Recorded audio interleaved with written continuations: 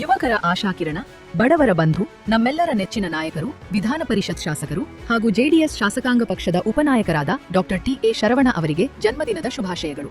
ಶುಭ ಕೋರುವವರು ಅಖಿಲ Karnataka doctor TA. Sharavana ಅಭಿಮಾನಿಗಳ ಬಳಗ, ಬೆಂಗಳೂರು. ಕರ್ನಾಟಕ ವಿಧಾನಸಭೆಯಲ್ಲಿ ಮಹತ್ವದ ಮಸೂದೆಯೊಂದು ಅಂಗೀಕಾರಗೊಂಡಿದೆ. ರಾಜ್ಯದ ಹಳ್ಳಿಗಳಲ್ಲಿ ಅಕ್ರಮವಾಗಿ ತಲೆ ಎತ್ತುತ್ತಿರುವ ಬಡಾವಣೆಗಳಿಗೆ ಬ್ರೇಕ್ ಹಾಕಲು ಹಾಗೂ ಗ್ರಾಮ ಪಂಚಾಯಿತಿಗಳ ಆರ್ಥಿಕ ಸಂಪನ್ಮೂಲವನ್ನ ಬಲಪಡಿಸಲು ತಂದಿರುವಂತಹ ಗ್ರಾಮ ಸ್ವರಾಜ್ ಮತ್ತು ಪಂಚಾಯತ್ ರಾಜ್ ಮಸೂದೆ 2026ಕ್ಕೆ ವಿಧಾನಸಭೆಯಲ್ಲಿ ಅಧಿಕೃತ ಅನುಮೋದನೆ ದೊರೆತಿದೆ. ಇನ್ನು ವಿಧಾನಸಭೆಯ ಕೆಳಮನೆಯಲ್ಲಿಂದು ಈ ಪ್ರಮುಖ ವಿಧೇಯಕವನ್ನ ಗ್ರಾಮೀಣಾಭಿವೃದ್ಧಿ ಮತ್ತು ಪಂಚಾಯತ್ ರಾಜ್ ಸಚಿವ ಈಶ್ವರ್ ಬಿ ಖಂಡ್ರೆ ಮಂಡಿಸಿದ್ರು. ಈ ವೇಳೆ ಮಾತನಾಡಿದಂತ ಅವರು, ಇತ್ತೀಚಿನ ದಿನಗಳಲ್ಲಿ ಗ್ರಾಮೀಣ ಜನಸಂಖ್ಯೆ ವೇಗವಾಗಿ ವೃದ್ಧಿಸುತ್ತಿದ್ದು, ಯಾವುದೇ ಯೋಜನೆ ಇಲ್ಲದೆ ಹಾಗೂ ಅಧಿಕೃತ ಅನುಮೋದನೆ ಪಡೆಯದೆ ಭೂ ಪರಿವರ್ತನೆ ನಡೆಸಿ ಅಕ್ರಮ ಬಡಾವಣೆಗಳನ್ನ ನಿರ್ಮಾಣ ಮಾಡಲಾಗ್ತಿದೆ.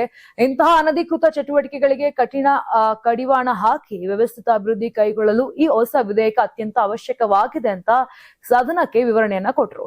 ಅಷ್ಟೇ ಅಲ್ಲ, ಗ್ರಾಮ ಪಂಚಾಯಿತಿಗಳ ಸ್ವಂತ ಸಂಪನ್ಮೂಲವನ್ನ ವೃದ್ಧಿಸುವ ನಿಟ್ಟಿನಲ್ಲಿಯೂ ಈ ಮಸೂದೆ ಮಹತ್ವದ ಹೆಜ್ಜೆಯನ್ನ ಇಟ್ಟಿದೆ. ಪಂಚಾಯಿತಿ ವ್ಯಾಪ್ತಿಯಲ್ಲಿ ಬರುವ ಎಲ್ಲ ಸ್ವತ್ತುಗಳನ್ನ ಕಡ್ಡಾಯವಾಗಿ ತೆರಿಗೆ ವ್ಯಾಪ್ತಿಗೆ ತರಲು ಇದು ಅವಕಾಶ ಕಲ್ಪಿಸುತ್ತದೆ.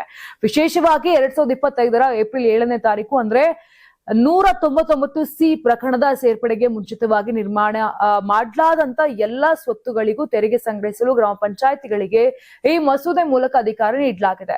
ಈ ಹಿಂದೆ ಈ ಸಂಬಂಧ ಕರ್ನಾಟಕ ಗ್ರಾಮ ಸ್ವರಾಜ್ ಮತ್ತು ಪಂಚಾಯತ್ ತಿದ್ದುಪಡಿ ಸುಗ್ರೀವಾಜ್ಞೆಯನ್ನ ಹೊರಡಿಸಲಾಗಿತ್ತು. ಈಗ ಆ ಸುಗ್ರೀವಾಜ್ಞೆಯ ಬದಲಿಗೆ ಈ ಪೂರ್ಣ ಪ್ರಮಾಣದ ವಿಧೇಯಕವನ್ನ ತರಲಾಗಿದ್ದು, ಚರ್ಚೆಯ ಬಳಿಕ ವಿಧಾನಸಭೆಯು ಈ ಮಹತ್ವದ ಮಸೂದೆಗೆ ಅಧಿಕೃತ ಮುದ್ರೆಯನ್ನ ಒತ್ತಿದೆ.